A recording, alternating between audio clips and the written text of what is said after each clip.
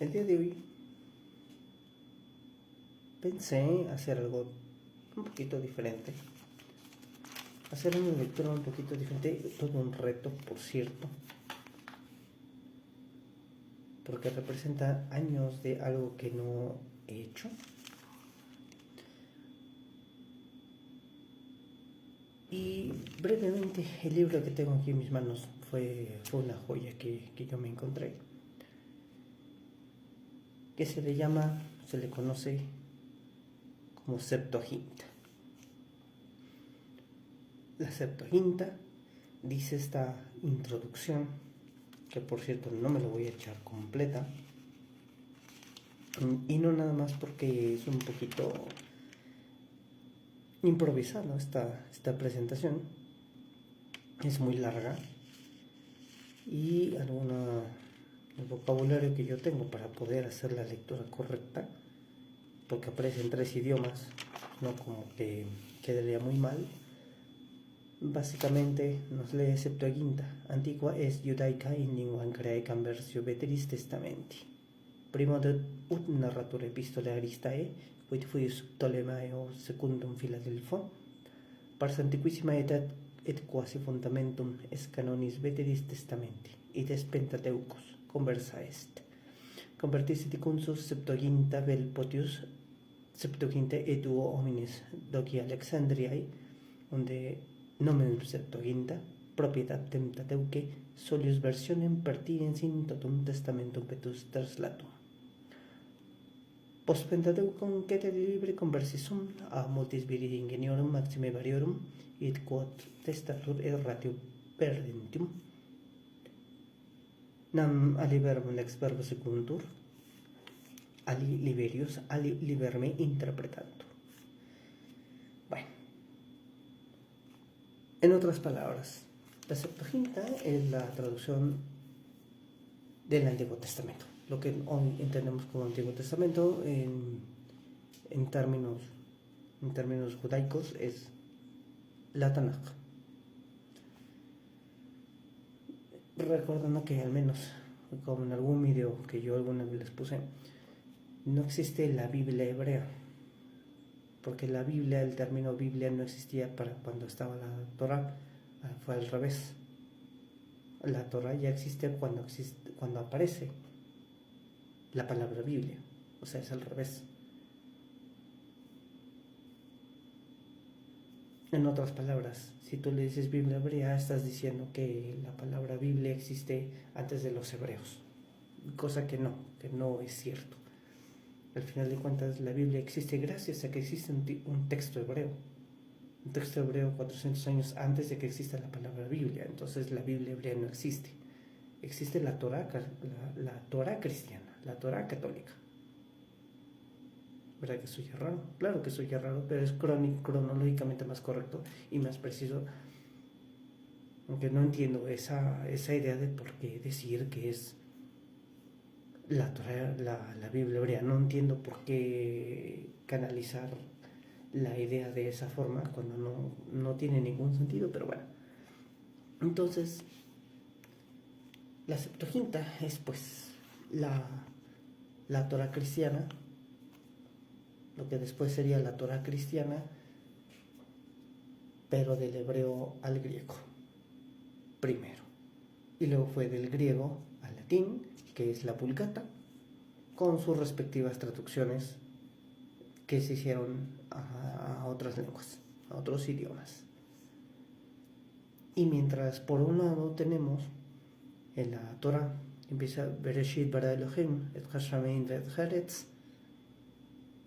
Aquí en Génesis tenemos en el G, poyesen joteos, tonulanon kaitengen, etegen het hatatos, kait apos kewatos, kai escotos epanotes ba avisu, kabineuenat teu, epefereto epanoto hijitatos, kai epen joteos, genetetos fos, kai genetos fos, kai eiden joteos tofos, jotikalon, kai die horisen, joteos anameson to fotos, kanameson, tu scotus, kai ekalesen joteos to ofos, gemeran kai to scotos, ekalesen nicta, Kai egeneto espera, kai egeneto prei gemela mía.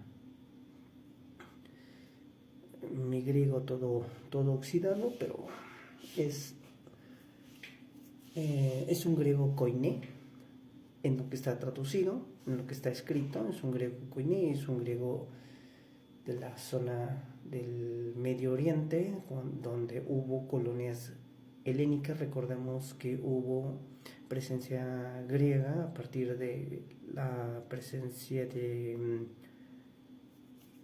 Carlomagno, no, perdón, de Alejandro Magno, era un Magno, ¿no? De Alejandro Magno, que es cuando aparece el periodo helénico de Grecia, en el siglo III, cuando empieza toda esa hegemonía de la cultura griega.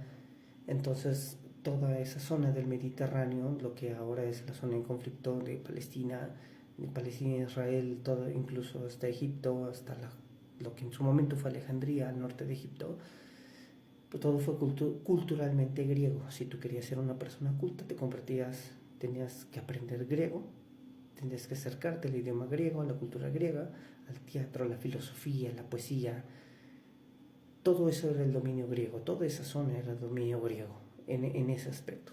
Si tú querías trabajar acerca de economía, derecho, política, estudiabas latín, pero no era como que, o sea, nada más por ese sentido, es que había preeminencia latina.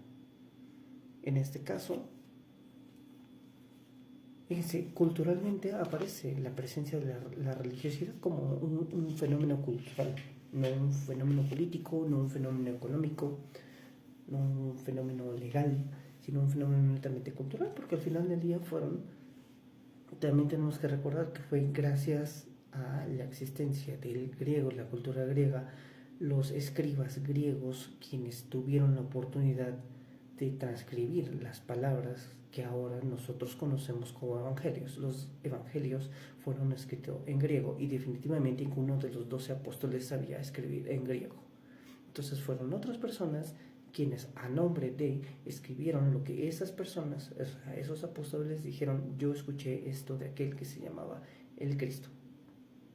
Los apóstoles no escribieron nada.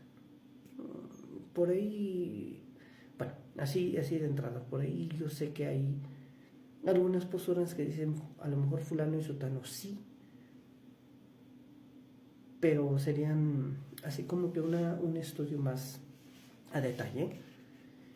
En ese caso, pues bueno, hay que recalcar, hay que hacer notar las diferencias entre la versión de la Septuaginta con la versión que nos llega a nosotros.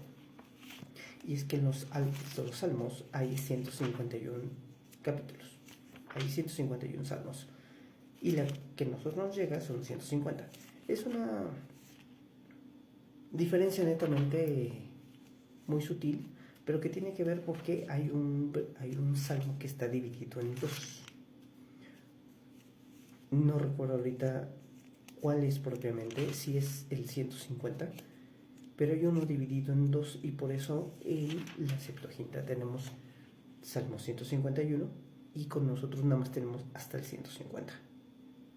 El Salmo 151 es dos salmos ideógrafos e David, que exoten tu ailmoi o te emo nomagesein to Goliat.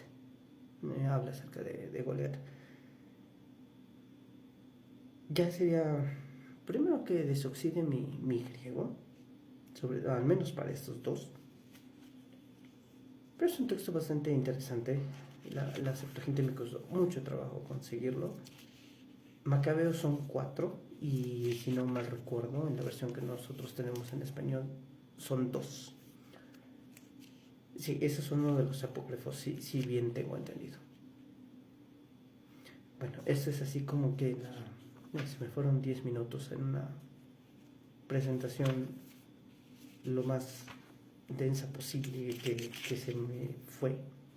me fue viable, pero bueno.